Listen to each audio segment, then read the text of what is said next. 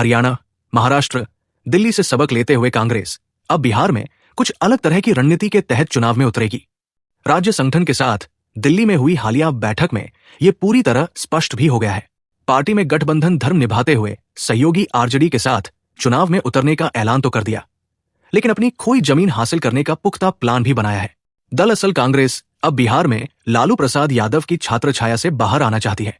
यही कारण है कि उसने कृष्णा अल्लावरू को राज्य का प्रभारी तो दलित नेता राजेश कुमार को प्रदेश अध्यक्ष बनाया है।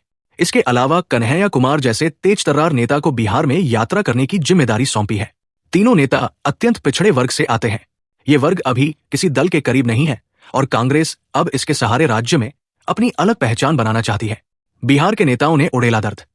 सूत्र बताते हैं कि बिहार कांग्रेस की दिल्ली में हुई बैठक में पार्टी के बड़े नेताओं के सामने दर्द बयां की। ज्यादातर नेताओं ने खुले तौर पर कहा कि आरजेडी बिहार में कांग्रेस को तनिक सम्मान नहीं देती है। यहां तक कहा गया कि आरजेडी के साथ रहने से धरातल पर पार्टी की छवि को भी लगातार बट्टा लग रहा है। बिहार के नेताओं की शिकायत पर राहुल गांधी ने कहा कि कांग्रेस को सम्मान से समझौता नहीं करना चाहिए। हालांकि उन्होंने ये भी कहा कि सम्मान कमाना पड़ता है। अगर कांग्रेस अपनी जगह बनाती है तो सहयोगी दल अपने आप सम्मान करने लगेंगे। सम्मान के लिए एमबीसी प्लान। कांग्रेस की मीटिंग में उन तमाम मुद्दों पर बात हुई जिससे पार्टी को मजबूती मिले।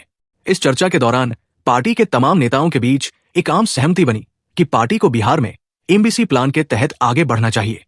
एमबीसी का मतलब अत्यंत पिछड़ी जातियों की राजनीति से है। 1990 के बाद से बिहार की राजनीति में ओबीसी का वर्चस्व रहा है, जो नीतीश कुमार के रूप में अब तक जारी है।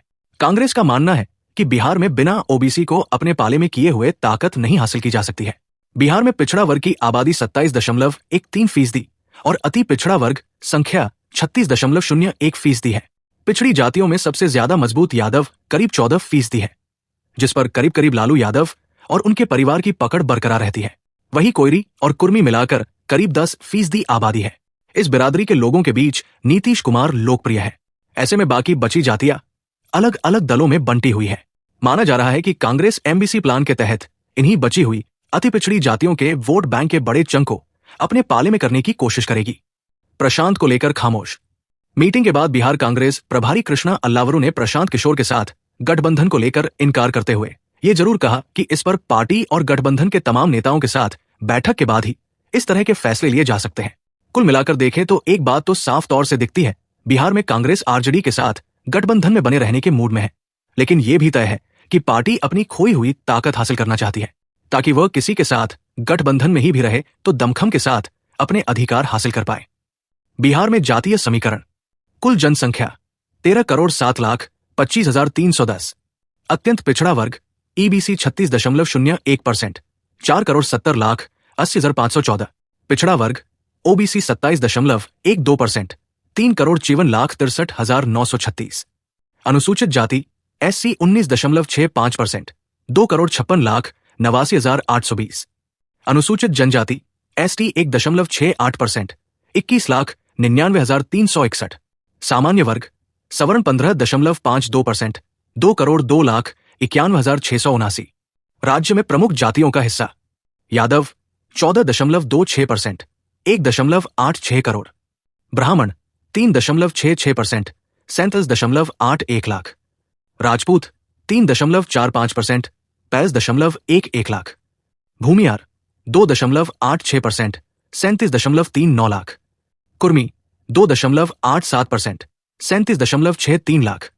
मुसहर 3.08%, 40.36 लाख। 2020 के विधानसभा चुनाव में जातिगत वोटिंग।